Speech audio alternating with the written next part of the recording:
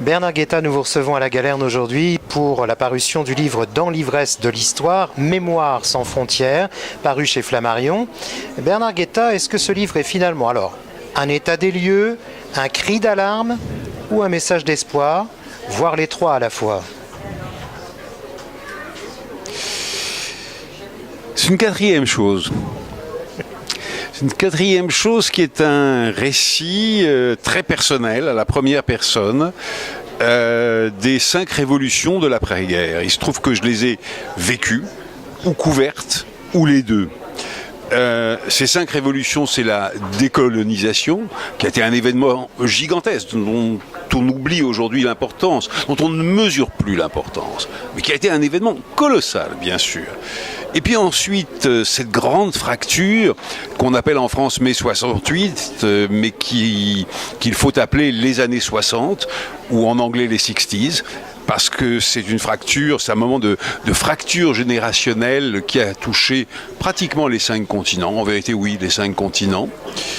Et puis ensuite, la révolution conservatrice, Reagan-Thatcher, que j'ai vraiment vécu. 68, je l'ai vécu, bien sûr, question de génération. La révolution conservatrice, je l'ai aussi vécue parce que j'étais correspondant du Monde à Washington, sous Reagan.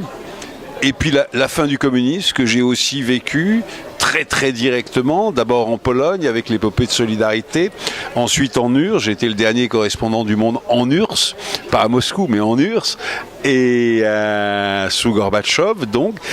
Et puis une 5e révolution dont on tend un peu à nier l'importance fondamentale, les révolutions arabes de 2011, qui sont aujourd'hui brisées par une répression monstrueuse, mais c'est une des thèses du livre, très contestable d'ailleurs, enfin très contestée.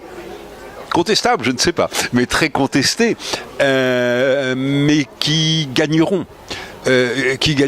Parce que c'est exactement la même chose que les révolutions de 48 en Europe, c'est-à-dire la poussée démocratique, le retour de bâton des dictatures, en Europe des monarchies, dans les mondes arabes des dictatures, naturellement, les plus abominables, mais la jeunesse gagnera, la jeunesse et la liberté gagneront. Alors tout de même, j'ai lu dans l'ouvrage Bernard Guetta, toutes ces batailles, je cite, que nous avions menées se perdent dans les grondements de barbarie d'un monde en mutation planétaire. Et vous ajoutez, ça fait peur. Bernard Guetta est aujourd'hui un homme qui a peur? Par moments, oui.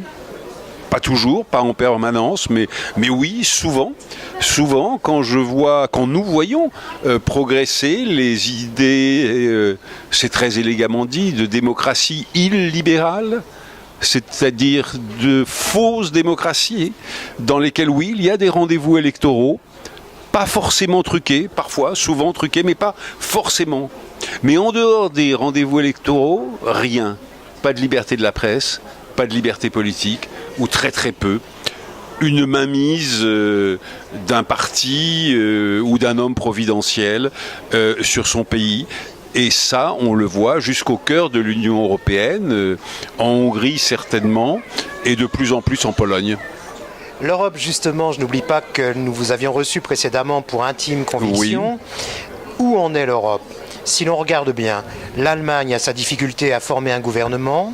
Il y a le Brexit, dont vous dites d'ailleurs qu'il va permettre d'aller de l'avant. Il y a l'Espagne et la Catalogne, il y a bien sûr la France au milieu de tout ça. Vous dites par la même occasion qu'il y aura d'autres épisodes plus difficiles et cruels que le Brexit. Alors où va-t-on ? Écoutez, quand j'écrivais ce livre dont vous parliez à l'instant, Intime Conviction, comment je suis devenu européen, c'était le sous-titre. Je ne dirais pas que j'étais pessimiste, mais j'étais terriblement inquiet. Les premiers mots de ce bouquin étaient d'ailleurs « Peut-être est-il trop tard ». Trop tard pour l'unité européenne.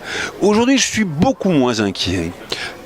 Grâce d'abord à un homme, Monsieur Trump, qui mériterait le prix Charlemagne, que je considère comme un père refondateur de l'Europe, en ce sens qu'il a fait tellement peur aux Européens.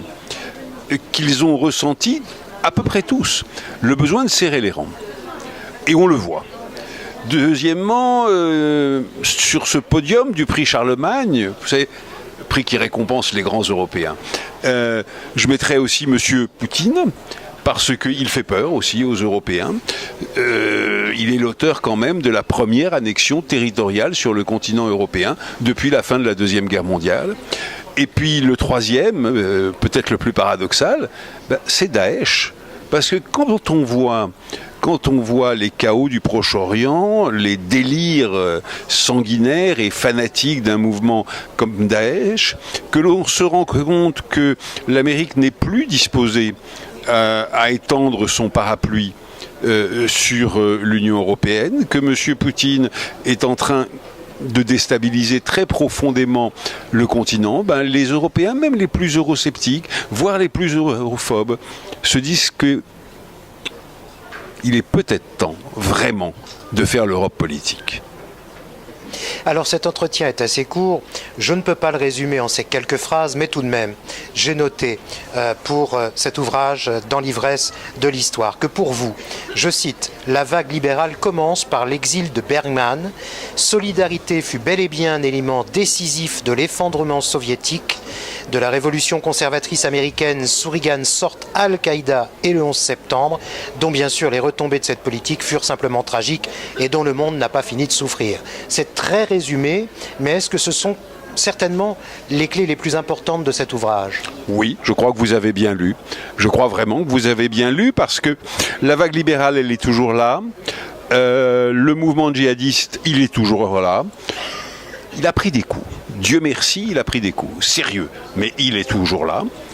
La fin du communisme telle qu'elle s'est passée, je dis bien telle qu'elle s'est passée, on en subit toujours les contre-coups et il y aura d'autres contre-coups probablement plus sévères. Oui, je crois que vous avez bien lu le bouquin.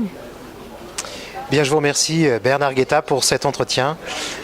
Suivre bien évidemment sur notre site internet et notre chaîne YouTube. Merci à vous.